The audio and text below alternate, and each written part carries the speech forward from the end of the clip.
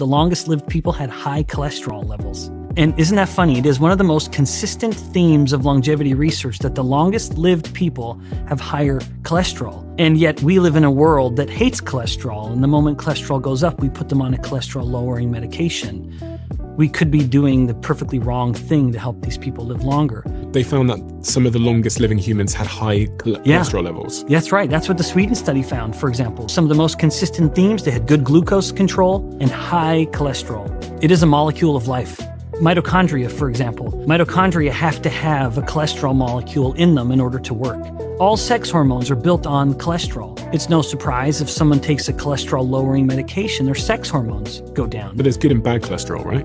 Well, as the story goes, yes, and yet I think that's overly simplified, where people will say LDL cholesterol is the bad cholesterol, and yet that gets included in these studies of longevity. So I think the good and bad aspect of it is not entirely fair or accurate. We need LDL. LDL actually helps the body fight infections, so it's also an unsung hero of immunity. Why are we so obsessed with cholesterol?